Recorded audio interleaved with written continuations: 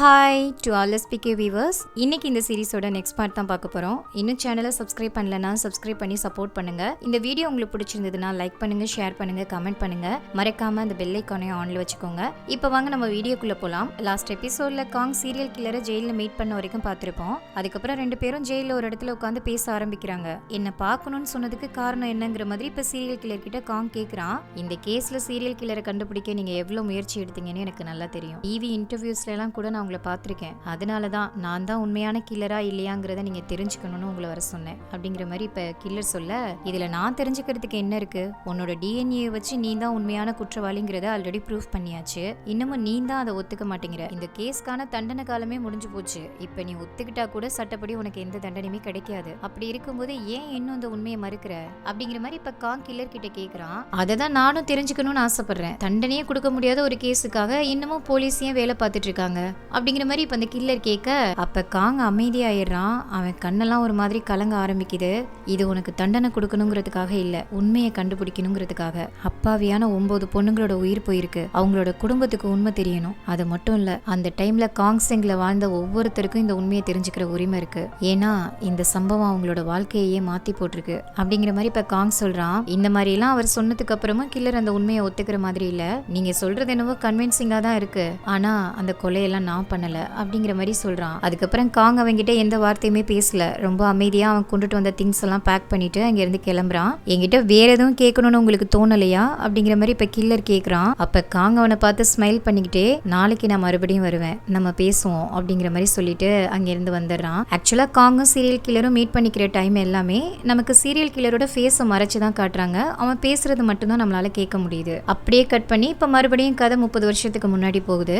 இதுக்கு முன்னாடி காங் அந்த கொலை நடந்த இடத்துக்கு வந்து செக் பண்ணிட்டு இருக்கும்போது அந்த இடத்துக்கு சியாங் வந்திருப்பான் இல்லையா? அந்த நெட்ல ரெண்டு பேருக்கும் இடையில நடந்த சண்டையில காங் சியாங்க பார்த்து ஷூட் பண்ணிருப்பான். ஆக்சுவலா அந்த டைம்ல காங் சியாங்க ஷூட் பண்ணிருக்க மாட்டான், அவனுக்கு பின்னாடி தான் ஷூட் பண்ணிருப்பான். ஆனா சியாங் அந்த டைம்ல பயங்கரமா பயந்துருவான். அந்த டைம்ல காங் அவனை பார்த்து, என்ன பயந்துட்டியா, சும்மா ஃபன்னுக்கு தான் அப்படி பண்ண அப்படிங்கிற மாதிரி சொல்ல, அப்ப சியாங் ரொம்ப கோவத்தோட, ஷூட் பண்றது உனக்கு ஃபன்னா தெரியுதா அப்படிங்கிற மாதிரி வந்து திட்டிட்டு இருப்பான். இதே மாதிரி தான் இதுக்கு முன்னாடி நீ பண்ணது எதுவும் எனக்கும் ஃபன்னா தெரியல அப்படிங்கிற மாதிரி சொல்றான். இப்ப காங் சியாங் கிட்ட பேசிட்டு அங்க இருந்து கிளம்பிட்டான். ஆனா வர வழியெல்லாம் இப்ப சியாங் சொல்லியிருப்பான் இல்லையா, உன்னையும் சரி அந்த கேஸையும் சரி சீக்கிரமே என் கீழே கொண்டு வரேன் அப்படிங்கிற மாதிரி அதை தான் நினைச்சிட்டே வந்துட்டு இருக்கான். அதை நினைச்சுக்கிட்டே இப்ப அவன் ஸ்டேஷனுக்கு வரும்போது சடனா யாரோ வந்து அவன் கையை பிடிக்கிறாங்க. யாருன்னு பார்த்தா அந்த சீரியல் கில்லிங் கேஸ்ல சியாங் ஒருத்தனை அரெஸ்ட் பண்ணி வச்சிருப்பான் இல்லையா, அவன் தான் வந்திருக்கான். வந்து இப்ப அவன் ரிலீஸ் ஆனதுக்கு காங் தான் காரணங்கிற மாதிரி காங் கிட்ட நன்றி சொல்லிட்டு இருக்கான். இதுக்கப்புறமாவது உன் ஃபேமிலியோட சேர்ந்து ஒரு நல்ல வாழ்க்கையை வாழப்பாரு, தேவையில்லாம எந்த கேஸ்லயும் மாட்டாத அப்படிங்கிற மாதிரி இப்ப காங்கும் சொல்ல, அவனும் அங்க இருந்து கிளம்பிடுவான். இன்னொரு பக்கம் சியாங் அவங்க கிட்ட இருந்து கேஸ் வாங்கின அந்த வக்கீல போய் மீட் பண்றான். மீட் பண்ணி இன்னைக்கு ஈவினிங் நம்ம டின்னர் சாப்பிட போலாமாங்கிற மாதிரி அவர்கிட்ட கேட்க, என் பையன் வெக்கேஷனுக்காக வீட்டுக்கு வந்திருக்கான், இன்னைக்கு நான் அவன் கூட டைம் ஸ்பெண்ட் பண்ணணும், இன்னொரு நாளைக்கு நம்ம மீட் பண்ணலாம் அப்படிங்கிற மாதிரி சொல்லிட்டு அவர் அங்க இருந்து போயிடுறாரு. அவர் போனதுக்கு அப்புறம் சியாங் கொஞ்சம் கடுப்பா தான் நின்னுட்டு இருக்கான். கூப்பிட்டா வரவா மாட்டேங்கிற அப்படிங்கிற மாதிரி. அப்படியே கட் பண்ணி இப்ப காங்கோட சிஸ்டர் சன்யாங்க தான் காட்டுறாங்க. அவ ஒரு ஸ்கூல்ல டீச்சரா இருக்கா. இப்ப அவளோட வேலை முடிஞ்சு வந்துட்டு இருக்கா. அவ பின்னாலே யாரோ ஃபாலோ பண்ணிட்டே வந்துட்டே இருக்காங்க. கொஞ்ச தூரம் போனதுக்கு அப்புறம் சன்யாங் சடனா அவளோட ஹேண்ட்பேக் எடுத்து அவங்கள அடிக்கலாம் போகும்போது அது கீபியாம். அவன் அந்த ஹேண்ட்பேக் கூட சேர்த்து அவளையுமே ஹக் பண்ணிக்கிறான். இன்னைக்கு என்னோட அடியில இருந்து நீ தப்பிச்சிட்டியா அப்படிங்கிற மாதிரி இப்ப சன்யாங் அவங்க கிட்ட கேக்குறா. ஆக்சுவலா இவங்க ரெண்டு பேருமே லவ் பண்ணிட்டு இருக்காங்க. அதுக்கப்புறம் ரெண்டு பேரும் ஒன்னா சேர்ந்து ஒரு ரெஸ்டாரண்ட்க்கு தான் போறாங்க. அங்க வச்சு கீபியாம் இப்ப சன்யாங் கிட்ட கேக்குறான், உன் அண்ணன் காங் ஊருக்கு வந்திருக்காரு, இப்ப லைஃப்லாம் உனக்கு எப்படி போயிட்டு இருக்கு அப்படிங்கிற மாதிரி. நான் தனியா இருக்கும்போது லைஃப் நல்லா அமைதியா தான் போயிட்டு இருந்துச்சு, இப்ப கொஞ்சம் கஷ்டமா இருக்கு அப்படிங்கிற மாதிரி அவ சொல்றா. அப்படின்னா நம்ம ரெண்டு பேரும் ஒன்னா சேர்ந்து வாழ்ந்தா என்ன, அதாவது நம்ம கல்யாணம் பண்ணிக்கலாமா அப்படிங்கிற மாதிரி அவகிட்ட கேக்குறான். அவ இவன் சடனா அப்படி கேட்டதும் ஒண்ணுமே சொல்லாம அவனை பார்த்துட்டே உட்காந்துருக்கா. அந்த நேரத்துல அந்த ரெஸ்டாரண்ட்ல இருக்க லேடி அவங்க கேட்ட ஃபுட்டை கொண்டாந்து வச்சுட்டு, எப்படி மொக்கையா ப்ரப்போஸ் பண்றான் பாரு, நீ ஒத்துக்காதமா அப்படிங்கிற மாதிரி சொல்றாங்க. அப்ப அவளும் சிரிச்சுட்டே ஒன்னும் சொல்லாம அமைதியா உட்காந்துருக்கா. நான் கேட்டதுக்கு எதுவுமே பதில் சொல்லாம இருக்க, ஏன் என்ன கல்யாணம் பண்ணிக்க உனக்கு விருப்பம் இல்லையா அப்படிங்கிற மாதிரி இப்ப அவன் கேக்குறான். அதெல்லாம் உடனே சொல்ல முடியாது, அதை பத்தி கொஞ்சம் யோசிச்சுட்டு தான் சொல்லணும் அப்படிங்கிற மாதிரி அவ சொல்லிட்டு சாப்பிட ஆரம்பிக்கிறா. அவ சாப்பாட்டுல ஏதோ பிடிக்காதெல்லாம் இருக்கு போல இருக்கு, அதனால அவளோட முகம் ஒரு மாதிரி ஆகுது. அப்ப கீபியாம் அதை கவனிச்சுட்டு அந்த ரெஸ்டாரண்ட் லேடி கிட்ட கேக்குறான், நான் தான் உங்ககிட்ட சாப்பாட்டுல குடல்லாம் சேர்க்காதீங்கன்னு சொன்னேன்ல, அப்புறம் ஏன் அதை போட்டீங்க அப்படிங்கிற மாதிரி கேக்குறான். சாரிப்பா நான் மறந்துட்டேன் அப்படிங்கிற மாதிரி அவங்க சொல்லும் போது, அதெல்லாம் ஒன்னும் பிரச்சனை இல்ல நான் அட்ஜஸ்ட் பண்ணிக்கிறேன் அப்படிங்கிற மாதிரி இப்ப சன்யாங் சொல்லிட்டு இருக்கா. அந்த நேரத்துல கீபியாம் அவளோட சாப்பாடு எடுத்து அவளுக்கு பிடிக்காததெல்லாம் எடுத்து அவன் சாப்பாட்டுல போட்டுக்கிட்டு இந்த சாப்பிடு அப்படின்னு சொல்லிட்டு அவ சாப்பாடு அவகிட்ட குடுக்குறான். இவன் இப்படி பண்ணது எல்லாமே இப்ப சன்யாங் ரொம்ப லவ்வோட தான் பாத்துட்டு உட்காந்துருக்கா. இப்ப 2 பேரும் சாப்பிட்டுட்டு அங்க இருந்து கிளம்பிடுறாங்க. அப்ப சன்யாங் வீட்டு வரைக்கும் கூட்டிட்டு வந்து விடுறேன்னு சொல்லிட்டு கீபியாமும் அவ கூடவே வந்துட்டு இருக்கான். அந்த நேரத்துல இப்ப கீபியாம் சன்யாங் கிட்ட சொல்றான், உன்ன மாதிரி ஒரு அழகான டீச்சரை கல்யாணம் பண்ணிக்கிறதுக்கு நான் தான் கொடுத்து வச்சிருக்கணும். இருந்தாலும் நான் ரொம்ப ஓவரா தான் திங்க் பண்றேன்ல. எனக்குன்னு நிரந்தரமா ஒரு வேலை கூட கிடையாது. ஆனா உன்ன மாதிரி ஒரு டீச்சரை கல்யாணம் பண்ணணும்னு ஆசைப்படுறேன் பாத்தியா அப்படிங்கிற மாதிரி அவன் சொல்லிட்டு வர, இந்த ஊருக்குள்ள எத்தனை டீச்சர் இருக்காங்கன்னு உனக்கு தெரியுமா அப்படிங்கிற மாதிரி சன்யாங் இப்ப கீபியாம் கிட்ட கேட்க, எனக்கு தெரிஞ்ச ஒரு 100 டீச்சர் இருப்பாங்கன்னு நினைக்கிறேன் அப்படிங்கிற மாதிரி அவன் சொல்றான். பாரு, இந்த ஊருக்குள்ள 100 டீச்சர் இருக்காங்க. ஆனா ஹேண்ட்ஸமான பையனா அது நீ மட்டும் தான் இருக்க. அப்ப யாரு ரொம்ப கொடுத்து வச்சவங்க? நான் தானே அப்படின்னு சொல்லிட்டு அவனுக்கு ஒரு முத்தமும் கொடுக்குறா. இப்ப காங் கேஸ் விஷயமா நிறைய வேலையெல்லாம் இருக்கு, அதனால வீட்டுக்கெல்லாம் வர முடியாதுன்னு சொல்லிட்டு அவன் தங்கச்சி சன்யாங் கிட்ட சொல்லி கொஞ்சம் ட்ரெஸ் எல்லாம் ஸ்டேஷனுக்கு எடுத்துட்டு வர சொல்றான். அவளும் இப்ப அவனோட ட்ரெஸ் எல்லாம் கொண்டுட்டு வந்து கொடுக்கும்போது கீபியாமும் நானும் கல்யாணம் பண்ணிக்கிறதா முடிவெடுத்திருக்கோம். டேட்டை நீ தான் ஃபிக்ஸ் பண்ணணும் அப்படிங்கிற மாதிரி சொல்லிட்டு அங்க இருந்து போயிடுறா. அதை கேட்டதுல இருந்து காங் ரொம்ப ஷாக்ல அதே இடத்துல நின்னுட்டு இருக்கான். அப்ப அந்த இடத்துக்கு அவனோட ஹெட் வராரு. என்ன ஒரு மாதிரி நின்னுட்டு இருக்க அப்படிங்கிற மாதிரி அவர் கேட்க, கீபியாம அவன் தங்கச்சி கல்யாணம் பண்ணிக்க போறேன்னு சொன்னதுனாலதான் இவன் ஷாக்ல இருக்கான்னு நினைச்சா, என் தங்கச்சி கல்யாணம் பண்ணிக்க போறாளாம். கல்யாண டேட்டை என்ன ஃபிக்ஸ் பண்ண சொல்றா? எனக்கே கேஸ் விஷயமா அவ்வளவு வேலை இருக்கு. இந்த நேரத்துல எப்படி நான் டேட் ஃபிக்ஸ் பண்றது? அதான் எனக்கு ஒண்ணுமே புரியல அப்படிங்கிற மாதிரி சொல்லிட்டு இருக்கான். அடே, முதல்ல ஃபேமிலிய பாருடா, எவ்வளவு முக்கியமான விஷயம். தங்கச்சியோட கல்யாணத்தை வச்சுக்கிட்டு இப்பதான் கேஸ்ன்னு இருக்க அப்படிங்கிற மாதிரி இப்ப அந்த ஹெட்டும் சொல்லிட்டு இப்ப அவனை ஸ்டேஷனுக்குள்ள கூட்டிட்டு போறாரு. காங் இப்ப ஸ்டேஷனுக்குள்ள வந்ததும் அவன் கூட ஒர்க் பண்ற ஒரு லேடி, நம்ம பாத்துட்டு இருக்க கேஸ் விஷயமா உங்ககிட்ட கொஞ்சம் பேசணும் அப்படிங்கிற மாதிரி சொல்லி காங் அங்க இருந்து கூட்டிட்டு போறாங்க. இந்த லேடியை தான் நம்ம எபிசோடோட ஸ்டார்டிங்ல காங்க மீட் பண்ண வரும்போது பாத்திருப்போம். கூட்டிட்டு போயிட்டு ஒரு கேஸோட ரிப்போர்ட்டை காமிச்சு, நம்ம பாத்துட்டு இருக்க இந்த கேஸ்ல எப்படி பொண்ணுங்களோட கையையும் காலையும் கட்டி அவன் கொலை பண்றானோ அதே மாதிரி ஒரு மாசத்துக்கு முன்னாடி ஒரு பொண்ணோட கைய பின்பக்கமா ஹேண்ட் கர்ச்சிப்ல கட்டினபடியே அவ காப்பாத்துங்கன்னு சொல்லிட்டு ஓடி வந்தா. நாங்க தான் அவளை போய் காப்பாத்தணும். அந்த டைம்ல அவகிட்ட விசாரிச்சப்போ யாரோ அவளை கடத்திட்டதாவும் அவங்கிட்ட இருந்து தப்பிச்சு ஓடி வந்ததாவும் சொன்னா. ஆனா கம்ப்ளைண்ட் தரமாட்டேன்னு சொல்லி ரொம்ப பயந்துகிட்டே சொல்லிட்டு இருந்தா. அதுக்கப்புறம் நாங்களும் அவளை வற்புறுத்தாம அவ வீடு வரைக்கும் கூட்டிட்டு போய் விட்டுட்டு வந்தோம். அந்த பொண்ணு கிட்ட விசாரிச்சா நம்ம கேஸ்க்கு உதவியா இருக்கும்னு தோணுச்சு. அதான் உங்ககிட்ட சொல்றேன் அப்படிங்கிற மாதிரி அந்த லேடி சொல்றாங்க. காங்கும் அதையே தான் யோசிக்கிறான். அந்த பொண்ணை விசாரிக்கிறதுக்காக வீட்டுக்கே வந்துட்டாங்க.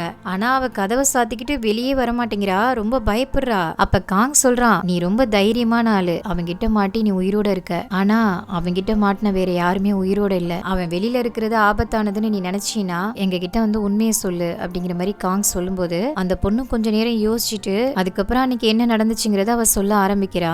ஆக்சுவலா அன்னைக்கு நான் பிளைண்ட் டேட்க்கு போயிட்டு வந்தேன். போன இடத்துல அவருக்கும் என்னைய ரொம்ப பிடிச்சிருந்தது, எனக்கும் அவரை ரொம்ப பிடிச்சிருந்துச்சு. ரொம்ப நாள் கழிச்சு நமக்கும் ஒரு நல்ல வாழ்க்கை அமைய போதுங்கிற சந்தோஷத்துல நான் வந்துட்டு இருந்தேன். என் பின்னாடி யாரோ ஃபாலோ பண்ற மாதிரியே இருந்துச்சு. நான் திரும்பி பார்க்கும்போது இங்க யாருமே இல்ல. அதுக்கப்புறம் நானே என் வழியில நடக்க ஆரம்பிச்சிட்டேன். கொஞ்ச நேரத்துல யாரோ ஒருத்தன் என் பின்பக்கமா வந்து வாயை மூடி செடிக்குள்ள இழுத்துட்டு போயிட்டான். அங்க வச்சு என் வாய் கையெல்லாம் கட்டுனா. அதுக்கப்புறம் என் காலை தொட்டு பார்த்துட்டு சாக்ஸ் ஏன் போடாம வந்திருக்கேன்னு கேட்டான். அது ரொம்ப நேரம் போட்டிருந்ததால என் காலை உறுத்துதுன்னு என் பர்ஸ்ல எடுத்து வச்சுட்டேன்னு சொன்னேன். உன் பர்ஸ் எங்க இருக்குன்னு கேட்டான். நீ என் வாயை மூடுறப்போ நான் பயத்துல கீழே போட்டுட்டேன்னு சொன்னேன். அதுக்கப்புறம் அதை எடுக்கிறதுக்காக அவன் அந்த இடத்துக்கு போனான். அந்த நேரத்துல தான் நான் அவன்கிட்ட இருந்து தப்பிச்சு ஓடி வந்துட்டேன் அப்படிங்கிற மாதிரி அந்த பொண்ணு சொல்லுவா. அவன் முகத்தை நீ பாத்தியா அப்படிங்கிற மாதிரி காங் கேட்பான். நான் ரொம்ப பயத்துல இருந்ததால அவன் முகத்தை எல்லாம் நான் பார்க்கல. அவன் ஒரு நார்மலான ஹைட்ல ஒல்லியா இருந்தான். அவன் என் வாயை மூடும் போது அவனோட கை பொண்ணுங்களோட கை மாதிரி ரொம்ப சாஃப்டா இருந்துச்சு அப்படிங்கிற மாதிரி சொல்றா. அந்த இடத்துல நீ சோளக்காட்டு பொம்மை மாதிரி எதுவும் பாத்தியா அப்படிங்கிற மாதிரி கேக்குறாங்க. பார்த்த மாதிரி தான் எனக்கு ஞாபகம் இருக்கு அப்படிங்கிற மாதிரி அந்த பொண்ணு சொல்றா. இதையெல்லாம் இப்ப அவங்க கிட்ட சொல்லும் போது அந்த பொண்ணு இன்னமும் பயத்துல அழுதுகிட்டே தான் சொல்லுவா. அப்ப காங் அந்த பொண்ணு கிட்ட அவனை பிடிச்சதும் முதல்ல உனக்கு தான் இன்ஃபார்ம் பண்ணுவேங்கிற மாதிரி சொல்லிட்டு அங்க இருந்து கிளம்புறான். இப்ப கீபியாமோட புக் ஸ்டோருக்கு கொலை செய்யப்பட்ட யூஜியாங் ரீனோட ஃப்ரெண்டு பொண்ணு வர்றா. வந்து இப்ப கீபியாம பார்த்து நான் ரெஃபரன்ஸ் புக் வாங்குறதுக்காக வந்திருக்கேன் யூஜியாங் ரீனுங்கிற பேர்ல அப்படிங்கிற மாதிரி சொல்றா. ஆனா யூஜியாங் ரீன் நீ கிடையாதே அப்படிங்கிற மாதிரி கீபியாமா கிட்ட கேட்க அவ அழ ஆரம்பிச்சிடுறா.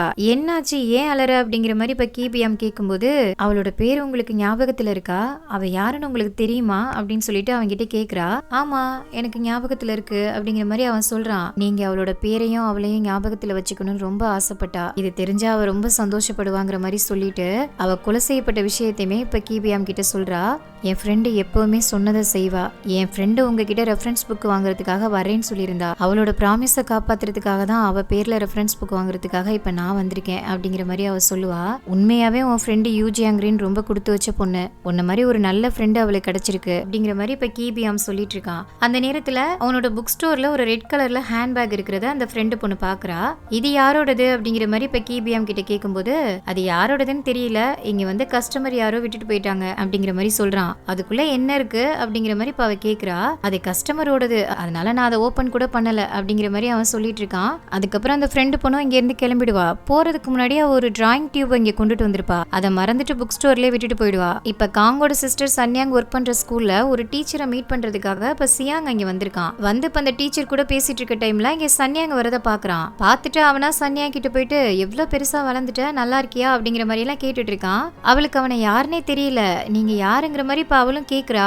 உனக்கு என்ன தெரிய வாய்ப்பு இல்ல, உன் சின்ன வயசுல இருந்தே எனக்கு உன்னை நல்லா தெரியும், உன் அண்ணனோட ஃப்ரெண்டு தானா, நாங்க 2 பேரும் ஸ்கூல் படிக்கிறதுல இருந்தே ரொம்ப க்ளோஸ் ஃப்ரெண்ட்ஸ் அப்படிங்கிற மாதிரி சொல்லிட்டு இருக்கான். அப்படியே கட் பண்ணா ஸ்டூடெண்ட்ஸ் எல்லாம் சேர்ந்து ஒரு போராட்டம் நடத்திட்டு இருக்காங்க. அப்ப போலீஸ் எல்லாம் சேர்ந்து இப்ப அந்த போராட்டத்தை எல்லாம் கழிச்சு விட்டுட்டு இருக்கா. அதே டைம்ல காங்க ஆபீஸ்ல காங்க பிடிக்காத 2 பேர் இருப்பாங்க இல்லையா, அவங்க 2 பேரும் சேர்ந்து ஒரு ஸ்டூடெண்ட்டை போட்டு அடின்னு அடிச்சிட்டு இருக்காங்க.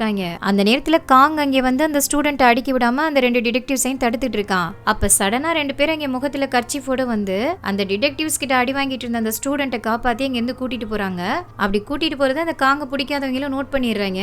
இப்ப காங்க தள்ளி விட்டுட்டு இப்ப அந்த தப்பிச்சு போறவங்களை துரத்த ஆரம்பிச்சிடுறாங்க. அந்த ஸ்டூடெண்ட்டை காப்பாத்தி கூட்டிட்டு போன 2 பேர்ல ஒருத்தன் கிபியாம்ங்கிறத காங் வந்து கண்டுபிடிச்சிடறான். அதனால இப்ப கிபியாம பாக்குறதுக்காக அவனோட புக் ஸ்டோருக்கு வர்றான். அந்த நேரத்துல தான் இப்ப கிபியாம வந்து அவனோட புக் ஸ்டோரை ஓபன் பண்ணிட்டு இருப்பான். வந்து இப்ப கிபியாம புடிச்சு தனியா கூட்டிட்டு போயிட்டு அந்த இடத்துக்கு எதுக்காக நீ வந்தங்கிற மாதிரி கேட்பான். அந்த ஸ்டூடெண்ட்ஸை காப்பாத்துறதுக்காக தான் வந்தேங்கிற மாதிரி அவன் சொல்ல, இன்னொரு தடவை நீ இந்த மாதிரி விஷயத்துல எல்லாம் தலையிட்ட நானே உன்னை ஜெயில புடிச்சு போட்டுருவேன் பாத்துக்க அப்படிங்கிற மாதிரி சொல்லி மிரட்டிட்டு அங்கிருந்து போயிடுவான். அடுத்த நாள் காங் அவனோட ஸ்டேஷனுக்கு வந்து அவங்க டீம்ல இருக்க எல்லாருமே பார்த்து பேசுறான். இப்ப நம்ம தேடிட்டு இருக்க மாதிரியே அந்த சீரியல் கில்லரை தேடிட்டு இருந்தோம்னா கண்டிப்பா அவன் நம்ம கையில மாட்ட மாட்டான், அவனையே நம்மள தேடி வர வைக்கணும் அப்படிங்கிற மாதிரி சொல்றான். அது எப்படி முடியுங்கிற மாதிரி மத்தவங்க எல்லாம் கேக்குறாங்க. அந்த கில்லர் தனியா வர்ற பொண்ணுங்களை தான் டார்கெட் பண்றாங்கிறது நம்ம எல்லாருக்குமே தெரியும். அதனால நம்ம டிபார்ட்மெண்ட்ல இருக்க லேடி போலீஸை வச்சு அந்த மாதிரி நம்மளே சிச்சுவேஷனை கிரியேட் பண்ணா அவங்கள தாக்குறதுக்காக அவன் கண்டிப்பா வெளியே வருவான். அந்த நேரத்துல நம்ம அவனை பிடிக்கிறோம் அப்படிங்கிற மாதிரி ஒரு வேகத்தோட இப்ப காங் சொல்லிட்டு இருக்கான். ஆனா அவன் டீம்ல இருக்கவங்க எல்லாம் இது ரொம்ப ரிஸ்கான வேலைன்னு சொல்லிட்டு இதுக்கு ஒத்துக்க மாட்டேங்கிறாங்க. ஆனா அதுலயும் 2 லேடி போலீஸ் முன் வந்து இதை நாங்க பண்றோம், அவனை கண்டிப்பா நம்ம பிடிச்சே ஆகணும் அப்படிங்கிற மாதிரி சொல்றாங்க. அதுக்கப்புறம் எந்தெந்த ஏரியால எல்லாம் அந்த சீரியல் கில்லர் தாக்குறதுக்கு வாய்ப்பு இருக்குங்கிற மாதிரி இவங்களுக்கு சந்தேகம் இருக்கோ அந்த ஏரியால எல்லாம் நைட் டைம்ல காங் பிளான் பண்ணபடி அந்த லேடி போலீஸும் நடந்து வராங்க. அவங்க அப்படி வரும்போது கில்லர் அவங்கள தாக்குறதுக்காக முயற்சி பண்ணா அவங்க கிட்ட இருந்து அவங்கள காப்பாத்துறதுக்காக 2 டிடெக்டிவ்ஸ்மே அந்த இடத்துல மறைஞ்சிருக்காங்க. இந்த மாதிரி கில்லரை பிடிக்கிறதுக்காக காங்கும் ஒரு பக்கம் முயற்சி பண்ணிட்டு இருக்கான். அதே நேரத்துல இப்ப சன்யாங்க காட்டுறாங்க. அவ ஸ்கூல் விட்டு வீட்டுக்கு வர போற டைம்ல ஒரு குட்டி பொண்ணு ஓடி வந்து அவ கிளாஸ்ல இருக்க இன்னொரு பொண்ணு மோட்டார் சைக்கிள்ல மோதி அடிபட்டு இருக்கா, இப்ப அவளை ஹாஸ்பிட்டலுக்கு கூட்டிட்டு போயிருக்காங்கிற மாதிரி அவகிட்ட சொல்றா. அதனால இப்ப அந்த குட்டி பொண்ணை பாக்குறதுக்காக அவ அர்ஜென்ட்டா அங்க இருந்து கிளம்புறா. அந்த நேரத்துல இதுக்கு முன்னாடி காங் ஒரு டீச்சர் அங்க மீட் பண்றதுக்காக வந்திருப்பான் இல்லையா, அந்த டீச்சர் அந்த இடத்துல தான் நிக்கிறாரு. இப்ப அந்த பொண்ணு சொன்னதையெல்லாம் கேட்டுட்டு இருந்துட்டு என்கிட்ட கார் இருக்கு, நான் உங்களை கார்லயே சீக்கிரமா ஹாஸ்பிட்டலுக்கு கூட்டிட்டு போறேன் அப்படிங்கிற மாதிரி சொல்ல அவளும் ஓகேன்னு சொல்லிடுறா. இப்ப 2 பேரும் ஹாஸ்பிட்டலுக்கு அவனோட கார்ல தான் வராங்க. அதே நேரத்துல ஸ்கூலுக்கு வெளியில கிபியாம் இப்ப சன்யாங்க கூட்டிட்டு போறதுக்காக வந்திருப்பான். அப்ப சன்யாங் அந்த டீச்சர் கூட கார்ல போறத பார்த்துட்டு ஒரு மாதிரி ஃபீல் பண்ண ஆரம்பிச்சிடறான். ஆனா சன்யாங் அவனை கவனிச்சிருக்க மாட்டா. அதுக்கப்புறம் அவன் புக் ஸ்டோருக்கு போயிட்டு அங்க இருக்க லேண்ட்லைன்ல இருந்து சன்யாங்க்கு கால் பண்ணிட்டே இருப்பான். ஆனா அவ அந்த டைம்ல ஹாஸ்பிட்டல் இருக்கதால அவளால போன் அட்டன் பண்ணிருக்க முடியாது. கிபியாம் இப்ப சன்யாங்க்கு கால் பண்ணிட்டு இருக்க டைம்ல அவனோட ஃப்ரெண்ட்ஸுமே அவன் கூட தான் இருப்பாங்க. சன்யாங் இப்ப காலை எடுக்கலன்னதும் அவங்க எல்லாருமே சேர்ந்து பொண்ணுங்கெல்லாம் இப்படிதான்டா, அவங்கள நம்பவே கூடாது, அவன் கார்ல வந்ததும் அவன் கூட போயிட்டா பாரு அப்படிங்கிற மாதிரி அவங்க கிட்ட சொல்லிட்டு இருக்காங்க. அவ பணத்தை பார்த்தெல்லாம் யார்கிட்டயும் பழகுற ஆள் கிடையாது, நீ முதல்ல பேசுறது நிப்பாட்றியா அப்படிங்கிற மாதிரி இப்ப கிபியாமா அவ ஃப்ரெண்டு கிட்ட எல்லாம் சொல்லிட்டு இருக்கும்போது பக்கத்துல பாக்குறான் ஒரு டிராயிங் இருக்கு. இதை யாரா எடுத்து வெளியில போட்டது அப்படிங்கிற மாதிரி கேட்கும்போது நாங்க தான் அதை எடுத்து பார்த்தோம், அது யாரோடது அப்படிங்கிற மாதிரி இப்ப அவன் ஃப்ரெண்ட்ஸும் கேக்குறாங்க. இங்க புக் வாங்க வந்த ஒரு பொண்ணு அதை மிஸ் பண்ணிட்டு போயிட்டா அப்படிங்கிற மாதிரி சொல்லிட்டு நீங்க ஏன் அடுத்தவங்களோட பொருளெல்லாம் அப்படி ஓபன் பண்ணி பாக்குறீங்க அப்படின்னு சொல்லி திட்டிட்டு அதை எடுத்து வைக்கலான்னு போகும்போது அந்த டிராயிங்க பாக்குறான். ஆக்சுவலா அது யூஜியாங் ரீனோட ஃப்ரெண்டு பொண்ணு வரைஞ்ச டிராயிங் இல்லையா, அவ அன்னைக்கு நைட்டு பார்த்து அந்த சோளக்காட்டு பொம்மையை அதே மாதிரி வரைஞ்சு வச்சிருக்கா. அந்த டிராயிங்கை பார்த்து அவன் சிரிக்கிறான். காங் அவனோட ஸ்டேஷனுக்கு வந்து அவங்க டீம்ல இருக்க எல்லாருமே பார்த்து பேசுறான். இப்ப அந்த கில்லரை பிடிக்கிறதுக்காக அவங்க பண்ண முயற்சியில ஒரு லேடி போலீஸோட கால்ல அடிபட்டுரும். நைட் இந்த வேலையை யாரை வச்சு பாக்குறதுங்கிற மாதிரி அவங்க யோசிச்சுட்டு இருக்காங்க. அந்த நேரத்துலதான் இப்ப காங்கோட ஃப்ரெண்டு ஜீவன் இருக்கா இல்லையா, அவ வந்து நான் இந்த வேலையை பண்றேங்கிற மாதிரி சொல்றா. அதுக்கப்புறம் அன்னைக்கு நைட்டு ஜீவன் ஒரு நார்மலான பொண்ணு மாதிரி தனியா ஒரு இடத்துல நடந்து வரா. அவளை வாட்ச் பண்ணிக்கிட்டே தூரத்துல காங்கும் பார்க்கும் வந்துட்டு இருக்காங்க. இதுக்கிடையில இப்பதான் நமக்கு கில்லரை காட்டுறாங்க. அந்த கில்லரோட ஃபேஸ நமக்கு காட்டல. அவன் ஒரு இடத்துல ரொம்ப நேரமா வெயிட் பண்ணிட்டு இருக்கான். எந்த பொண்ணுங்களும் அந்த வழியா வரலன்னு சொல்லிட்டு ரொம்ப வெக்ஸ் ஆகுறான். அதுக்கப்புறம் அவன் தலையில இருக்க கேப்பை கழட்டி ஒரு சோளக்காட்டு பொம்மை மேல மாட்டி வச்சுட்டு அவன் அங்க இருந்து கிளம்பலான்னு சொல்லிட்டு வெளியில வரும்போது அவனுக்கு ஆப்போசிட்ல ஒரு பொண்ணு வரா. அவ்வளவுதான், அந்த பொண்ணோட வாயை மூடி அப்படியே செடிக்குள்ள இழுத்துட்டு வந்துடுறான். அதுக்குள்ள கொண்டு வச்சு அந்த பொண்ணோட வாய் கையெல்லாம் கட்டிடுறான். அதுக்கப்புறம் கால்ல பாக்குறான், அவ கால்ல சாக்ஸ் இல்ல. அதே நேரத்துல ஜீவன் அந்த பக்கமா நடந்து வரா. அவளை பார்த்துட்டு இந்த பொண்ணு அப்படியே அந்த இடத்துல விட்டுட்டு ஜீவனை ஃபாலோ பண்ணி போக ஆரம்பிக்கிறான். இப்ப அந்த கில்லர் கட்டி போட்டு வச்சிருக்க அந்த பொண்ணு பக்கத்துல ஒரு நாய் வந்து பயங்கரமா குலைக்க ஆரம்பிக்குது. இந்த நாய் குலைக்கிற சத்தம் கேட்டு அந்த இடத்துக்கு காங்கும் பார்க்கும் ஓடி வராங்க. அதே நேரத்துல இப்ப அந்த கில்லர் ஜீவனை ஃபாலோ பண்ணி போயிட்டு இருக்கும்போது அவளுக்கு யாரோ அவளை ஃபாலோ பண்ணி வர மாதிரியே தோணுது. உடனே அவ திரும்பி பாக்குறா. அந்த நேரத்துல அந்த கில்லர் ஒரு சோளக்காட்டு பொம்மை மாதிரியே பக்கத்துல நிக்கிறான். இப்ப ஜீவன் ஒரு விஷயத்தை யோசிச்சு பாக்குறா. இந்த ப்ராசஸ் ஆரம்பிக்கிறதுக்கு முன்னாடியே காங் அவகிட்ட, நீ போற வழியில சோளக்காட்டு பொம்மை மாதிரி எதையாவது பார்த்தனா எதை பத்தியும் யோசிக்காம அந்த இடத்துல இருந்து ஓடிருங்கிற மாதிரி சொல்லிருப்பான். அதை யோசிச்சு பார்த்துட்டு அடுத்த செகண்டே அங்க இருந்து ஓட ஆரம்பிச்சிடறா. கில்லரும் அவளை துரத்தி ஓடி வரான். அவ ஓடிட்டு இருக்கும் போதே ஜீவன் இப்ப என்ன பண்ணுவா, அவ கையில ஒரு கேமரா கொண்டுட்டு வந்திருப்பா. அதை எடுத்து இப்ப அந்த கில்லரை போட்டோ எடுத்துருவா. அப்படியே கட் பண்ணா இப்ப காங் அந்த நாய் குலைக்கிற சத்தம் கேட்டு அந்த இடத்துக்கு வந்துருவான். வந்து பார்க்கும்போது அந்த கில்லர் வாயில கையில எல்லாம் கட்டி வச்சிருப்பா இல்லையா, அந்த பொண்ணு தான் அங்கே இருப்பா. அதே நேரத்துல பார்க்கும் அந்த இடத்துக்கு வருவான். நீ இங்க என்ன பண்ற, உன்னை ஜீவோனையில ஃபாலோ பண்ணி போக சொன்னேன் அப்படிங்கிற மாதிரி காங் சொல்லும்போது, நாய் குலைக்கிற சத்தம் கேட்டுச்சு அதனாலதான் நான் இங்க வந்தேன் அப்படிங்கிற மாதிரி அவனும் சொல்லுவான். சரி ஓகே, நீ இந்த பொண்ணை பத்திரமா இங்க இருந்து கூட்டிட்டு போங்கிற மாதிரி சொல்லிட்டு காங் இப்ப ஜீவோனை தேடி போறான். அப்படி தேடி போகும்போதுதான் ஒரு இடத்துல ஜீவன் தலையில அடிபட்டு கீழே விழுந்து கிடக்கிறத பாக்குறான். அதுக்கப்புறம் அங்க இருந்து அவளை தூக்கிட்டு வந்து ஹாஸ்பிட்டல் அட்மிட் பண்ணிருக்காங்க. அதே நேரத்துல காங்கோட தங்கச்சி சன்யாங்க அந்த டீச்சர் ஹாஸ்பிட்டலுக்கு கூட்டிட்டு வந்திருப்பான் இல்லையா, அங்க வந்து அவளோட ஸ்டூடெண்ட்டை பார்த்ததுக்கு அப்புறம் திரும்பி வீட்டுக்கு போகும்போதும் நானே உன்னை கூட்டிட்டு வந்து டிராப் பண்றேங்கிற மாதிரி சொல்லி அவளை வந்து கார்ல கூட்டிட்டு வந்திருப்பான். அப்படி கார்ல வரும்போது அவகிட்ட நல்லா பேசிட்டு வந்துட்டு இருப்பான். இந்த வழியில எல்லாம் வர்றது சேஃப்டியே இல்ல, நீ டெய்லி தனியாவா இந்த வழியில வந்துட்டு இருக்க அப்படிங்கிற மாதிரி அவன் கேக்குறான். நான் தனியாலாம் வர மாட்டேன், என் கூட எப்பவுமே என்னோட ஃபியான்சே வருவாருங்கிற மாதிரி அவ சொல்றா. ஓ, உனக்கு கல்யாணம் ஆக போதா அப்படிங்கிற மாதிரி அந்த டீச்சர் அவகிட்ட கேக்குறான். அவளும் ஆமான்னு சொல்ல, நீ கல்யாணம் பண்ணிக்க போறவரோட ஃபேமிலிக்கு உன் அம்மாவை பத்தி தெரியுமா அப்படிங்கிற மாதிரி கேக்குறான். இவளுக்கு ஒரு மாதிரி ஷாக்கா இருக்கு. அவ எதுவுமே சொல்லாம அமைதியா இருக்கா. அப்ப அவன் கேக்குறான், உங்க அம்மா பார்ல டான்ஸ் ஆடுறவங்க தானே, அந்த விஷயம் தெரிஞ்சுமா அந்த ஃபேமிலியில உன்னை கல்யாணம் பண்ணிக்கிறதுக்கு ஒத்துக்கிட்டாங்க அப்படிங்கிற மாதிரி கேக்குறான். இவளுக்கு ரொம்ப கோவம் வந்துருது. காரை ஸ்டாப் பண்ணுங்க அப்படிங்கிற மாதிரி சொல்றா. ஆனா அவன் நிறுத்தாம ஓட்டிட்டே இருக்கான். அது மட்டும் இல்லாம இவங்க அம்மாவை பத்தி தப்பு தப்பா பேசிட்டும் வந்துட்டு இருக்கான். ஒரு கட்டத்துல அவளுக்கு ரொம்பவே கோவம் வந்துருது. அதனால காரை நிறுத்துங்கன்னு சொல்லிட்டு அவன் கையை பிடிச்சு ஓட்ட விடாம தடுத்துட்டு இருக்கா. அவனை நிறுத்த மாட்டேங்கிற மாதிரி தான் சொல்லிட்டு வந்துட்டு இருக்கான். இப்படி ரெண்டு பேரும் மல்லு கட்டிட்டே வந்ததுல கார் போய் ஒரு பள்ளத்துல மாட்டி இவங்க ரெண்டு பேருக்கும் ஆக்சிடென்ட் ஆயிடுது. இப்ப ஹாஸ்பிட்டல் அட்மிட் பண்ண ஜீவன் சுயநினைவே இல்லாம இருக்கா. அவ பக்கத்திலே இப்ப காங்கும் உட்கார்ந்து இருக்கான். அந்த டைம்ல காங்கோட ஹெட் இங்க வேகமா வராரு. வந்து இப்ப காங் கிட்ட, உன்னோட சிஸ்டர் இந்த ஹாஸ்பிட்டல்ல தான் அட்மிட் ஆயிருக்கா அப்படின்னு சொல்லிட்டு யாருனால அட்மிட் ஆயிருக்காங்கிறதையும் அவங்க கிட்ட சொல்றாரு. இதை கேட்டதும் இப்ப வேகமா ஓடி போய் சன்யாங்க தான் பாக்குறான். அவன் இன்னும் கண் முழிக்காம மயக்கத்துல தான் இருக்கா. இப்ப சியாங் என்ன பண்றான், இவன் கிட்ட இருந்து அந்த வக்கீல் வாங்கின கேஸ திருப்பி அவன் வாங்குறதுக்காக அந்த வக்கீலோட பையனை கடத்தி வச்சு மிரட்டுறான். நீயாவே அந்த கேஸை என்கிட்ட ஒப்படைச்சிருங்கிற மாதிரி சொல்லி அவரும் அவரோட பையனை காப்பாத்துறதுக்காக இவன் சொன்னதுக்கு ஒத்துக்கிறாரு. இப்ப காங் அவனோட தங்கச்சி இந்த நிலைமையில இருக்கிறதுக்கான அந்த டீச்சரை பாக்குறதுக்காக வரான். அப்படி அவன் பார்க்க வரும்போது அந்த டீச்சர் பிரஸ் எல்லாம் கூப்பிட்டு வச்சு அவன் தங்கச்சி பத்தி தப்பு தப்பா தான் சொல்லி பேட்டி கொடுத்துட்டு இருக்கான். அவங்க அம்மாவையும் பார்ல டான்ஸ் ஆடுறவங்கிற மாதிரி சொல்லிட்டு இருக்கான். அதை பார்த்ததும் காங் எதை பத்தியுமே யோசிக்காம அந்த பிரஸ் பீப்புள்ஸ் முன்னாடியே அவனை போட்டு பயங்கரமா அடிக்க ஆரம்பிச்சிடறான். அதனால இப்ப ஒரு டீச்சர் கிட்ட வயலன்ஸா நடந்துகிட்டாருன்னு சொல்லி காங்கே ஜெயில பிடிச்சு போட்டுறாங்க.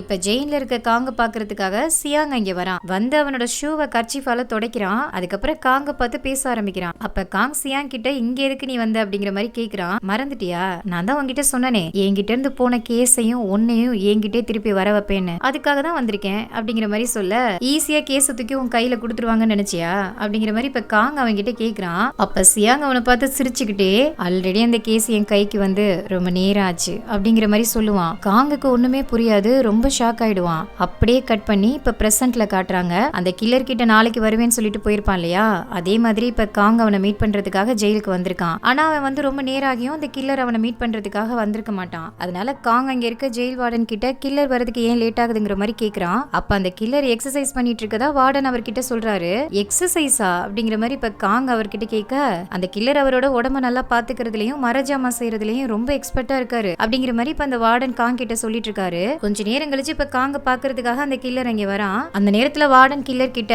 ரொம்ப நேரமா அவர் உங்களை பாக்குறதுக்காக வெயிட் பண்ணிட்டு இருந்தாரு, வரலன்னதும் நெக்ஸ்ட் டைம் மீட் பண்றேன்னு சொல்லிட்டு போயிருக்காரு அப்படிங்கிற மாதிரி சொல்றாரு. அந்த நேரத்துல கில்லர் ஒரு விஷயத்த பண்றான். அவனோட ஷூவை அவன் கையால தொடச்சு விடுறான். ஆக்சுவலா இதே மாதிரி தான் ஜெயில இருக்க காங்க மீட் பண்ண வரும்போது சியாங் அவனோட ஷூவை தொடச்சிருப்பான். இதை வச்சு பார்க்கும்போது சியாங் தான் அந்த சீரியல் கில்லராங்கிற மாதிரி நமக்கும் டவுட் வருது. இதோட இந்த எபிசோடு முடியுது. இதுக்கப்புறம் என்ன ஆகுதுங்கிறத நம்ம நெக்ஸ்ட் எபிசோட்ல பார்க்கலாம். பாய்.